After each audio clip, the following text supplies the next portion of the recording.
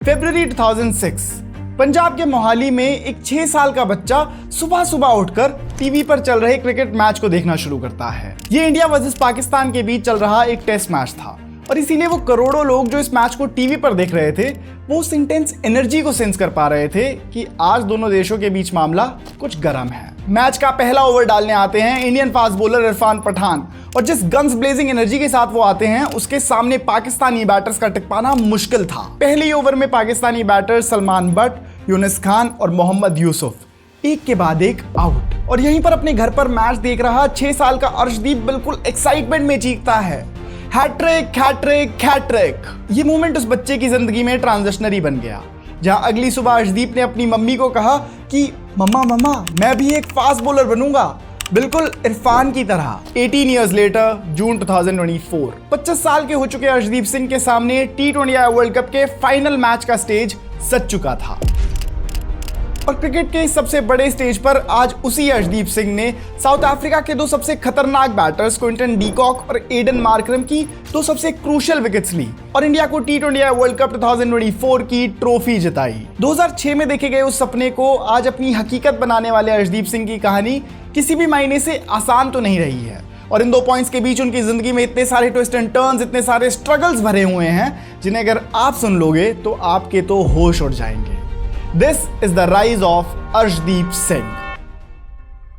6 साल की उम्र में इरफान पठान को अपना आइडल बनाया और गली क्रिकेट खेलना शुरू कर दिया। प्लास्टिक बैट से लेकर कपड़े धोने वाली थापी तक उनके हाथ जो लगता था उसी से खेलना शुरू। बैटिंग तो कर ही रहे थे, लेकिन जब उन्होंने पहली बार बॉलिंग ट्राई करनी शुरू करी तो उनके फादर ने बहुत जल्दी ही नोटिस कर लिया कि जिस एज में दूसरे बच्चे भट्टा बॉलिंग या फिर चकिंग का इस्तेमाल करते हैं, उस एज में अर्शदीप बिल्कुल स्मूथली ओवर आर्म बॉलिंग कर रहे थे, जहां उनके एक्शन में एक नेचुरल टैलेंट था। और उसी नेचुरल टैलेंट को स्पॉट करने के बाद अर्शदीप को एनकरेज करा गया कि वो अपनी बॉलिंग को और अपने एक्शन को और ज्यादा इंप्रूव करें। बचपन का शौक कब रेगुलर ट्रेनिंग में बदल गया पता ही नहीं चला। पेरेंट्स ने जब अर्शदीप को एक अच्छा प्लेयर बनाने में पूरी डेडिकेशन दिखाई तो उससे अर्शदीप भी मोटिवेट होते थे। एक्चुअली अर्शदीप की क्रिकेट अकेडमी की टाइमिंग्स उनके स्कूल की टाइमिंग्स के जस्ट बाद थी और उनकी क्रिकेट अकेडमी उनके स्कूल से करीब 13 किलोमीटर दूर थी।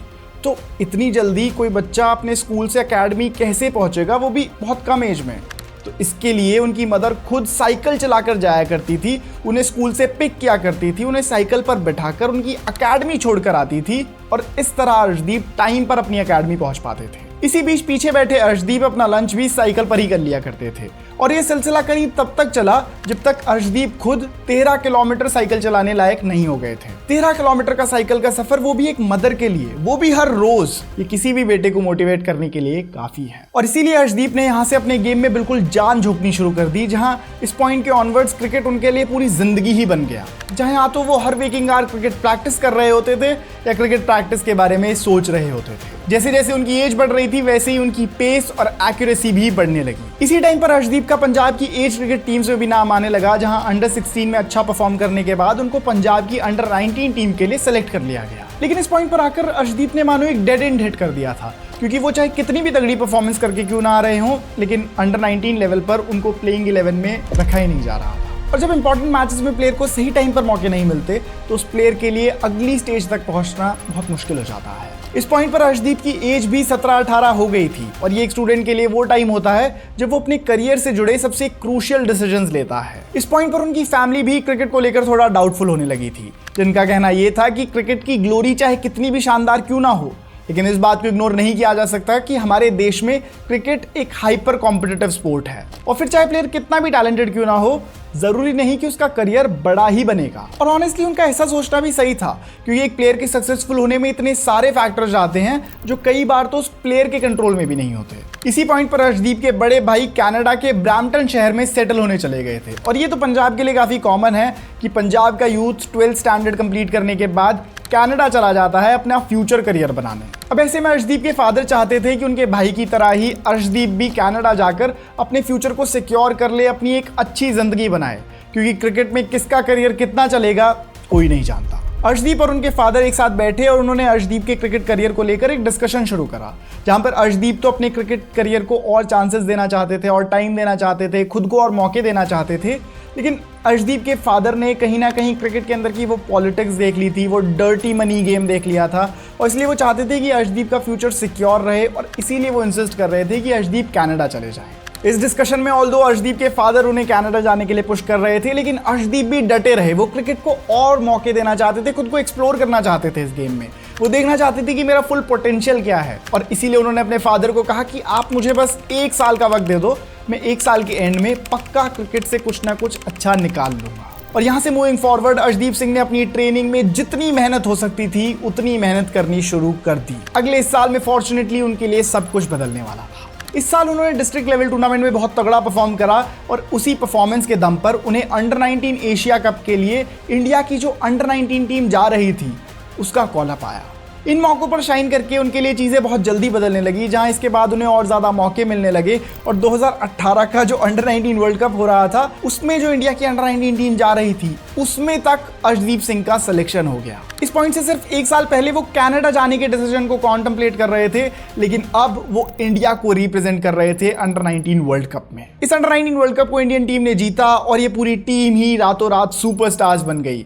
जहां अर्शदीप सिंह के इस टीम में बैचमेट्स थे शुभमन गिल और पृथ्वी शॉ जैसे तगड़े प्लेयर्स, और इसी वजह से इस टीम के सभी प्लेयर्स की आईपीएल कंटेंशन की बातें भी होने लगी। ऑल्दो पृथ्वी शॉ और शुभमन गिल जैसे प्लेयर्स को तो 2018 में ही आईपीएल टीम्स ने खरीद लिया था, लेकिन अर्शदीप को 1 साल और वेट करना पड़ा। और 2019 में अर्शदीप की कंसिस्टेंट डोमेस्टिक परफॉर्मेंसेस की वजह से पंजाब किंग्स ने अर्शदीप सिंह को अपनी टीम के लिए खरीद लिया। 16 अप्रैल 2019 आईपीएल में डेब्यू कर रहे अर्शदीप सिंह अपना पहला आईपीएल मैच राजस्थान रॉयल्स के अगेंस्ट खेल रहे थे, और अपने पहले ही मैच में जॉस बटलर और अजिंक्य रहाणे जैसी बड़ी विकेट्स लेकर उन्होंने अपने आईपीएल करियर की बहुत तगड़ी शुरुआत करी। अपने पहले 2 आईपीएल सीजन्स में वैसे तो अर्शदीप को कम मौके मिले, लेकिन जितने मिले उसमें उन्होंने अपना मैक्सिमम आउटपुट देने की कोशिश करी। लेकिन अभी भी उनका कोई बड़ा आईपीएल सीजन नहीं आया था जो उन्हें नेशनल टीम के लिए कंसिडर करवा सके, और इसीलिए वो बड़ी बेसब्री से एक बड़े आईपीएल सीजन की तलाश में थे।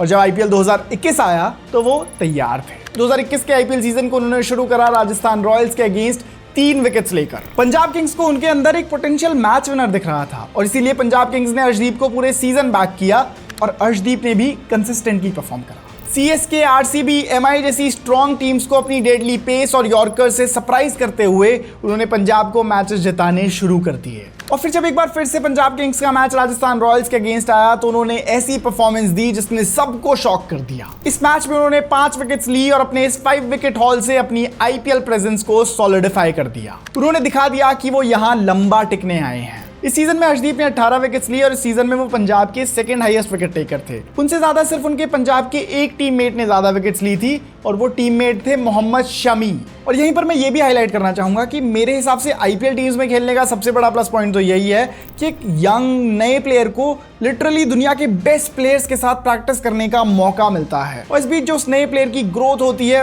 वो बिल्कुल नेक्स्ट लेवल हो जाती है। और इस पॉइंट पर जब अर्शदीप सिंह और मोहम्मद शमी ने ड्रेसिंग रूम शेयर किया तो यंग अर्शदीप ने एक्सपीरियंस्ड शमी से बहुत कुछ सीखा, और इसी ग्रोथ, इसी ट्रेनिंग के साथ वो बड़ी स्टेज के लिए तैयार भी हो रहे थे। पंजाब ने अर्शदीप को अगले सीजन भी रिटेन करा, और 2022 के आईपीएल सीजन में भी अर्शदीप ने कंसिस्टेंटली परफॉर्म करा, और इसी कंसिस्टेंसी, इसी परफॉर्मेंस की वजह से 2022 के आईपीएल सीजन के बाद उन्हें इंडियन टीम का कॉल अप आया।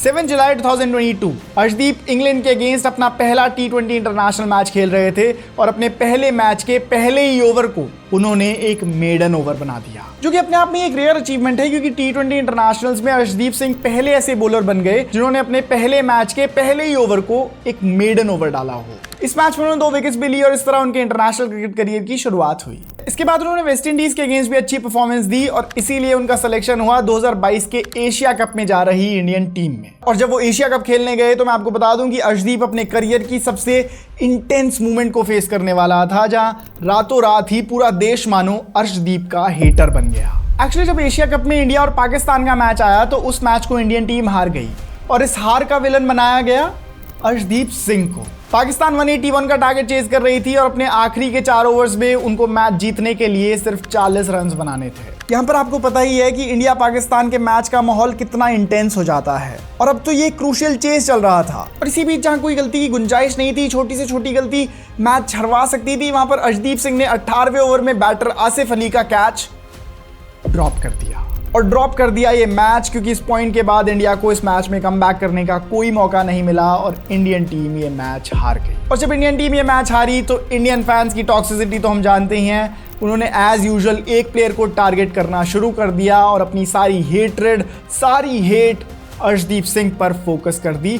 वही अर्शदीप सिंह जिन्होंने इसी साल अपना इंटरनेशनल करियर शुरू किया था और उन्हें ऑलरेडी ऐसी चीजें बोली जा रही थी, इतनी बुरी चीजें बोली जा रही थी जो मैं तो इस वीडियो में भी नहीं बता सकता। उन्हें इतनी हेट मिल रही थी कि एक पॉइंट पर तो इंडियन फैंस ने उन्हें एंटी नेशनल तक घोषित कर दिया था। एक यंग लड़के के लिए नेशनल लेवल हेट मिलना बहुत ज्यादा ट्रॉमेटाइजिंग हो सकता है, लेकिन अर्शदीप ने सब कुछ चुपचाप एंड्योर करा और तैयारी करी अपने अगले मौके की। उस मौके की जहां उन्हें अगर एक और बार किसी बड़े मैच में खेलने का मौका मिलता है तो उसमें अर्शदीप सिंह अपना सब कुछ झोंक देंगे। और कैप्टन रोहित शर्मा ने इस पॉइंट पर यंग अर्शदीप सिंह को बैक करा और आने वाले 2022 के T20 वर्ल्ड कप के लिए टीम का हिस्सा बनाया। T20 वर्ल्ड कप आया तो अपने साथ पाकिस्तान का मैच भी लेकर आया।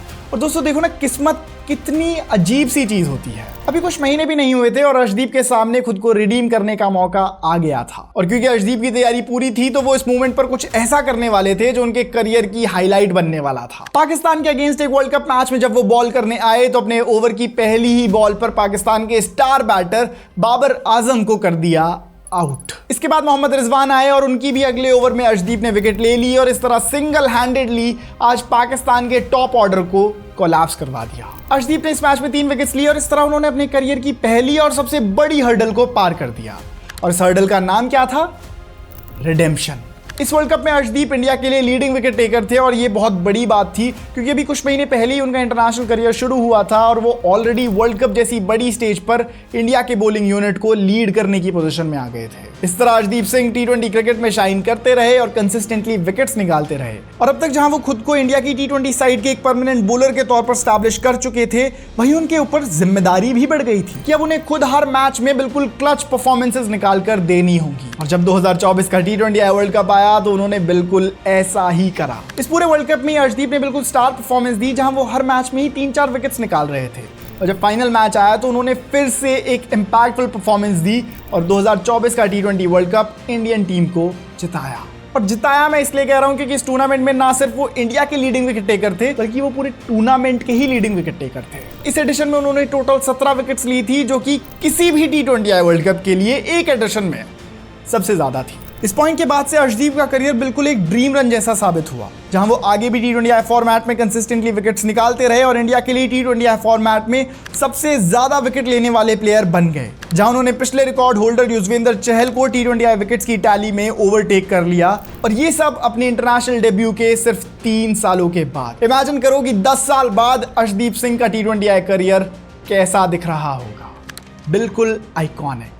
मुझे यही बात दुनिया के सबसे बड़े मिराकल्स में से एक लगती है कि अगर आपकी तैयारी मजबूत हो और अगर आप उस बड़े मौके के लिए तैयार हो तो आप बहुत कम समय में बहुत ज़्यादा अचीव कर सकते हो। और एक चीज़ जो हमने अर्शदीप सिंह के करियर में बार बार नोटिस करी है वो ये है कि हर बार उनकी तैयारी मजबूत रही है। तो दोस्तों यही थी अर्शदीप सिंह के राइज की स्टोरी। आपको अर्शदीप सिंह की स्टोरी कैसी लगी मुझे कमेंट्स में जरूर बताना।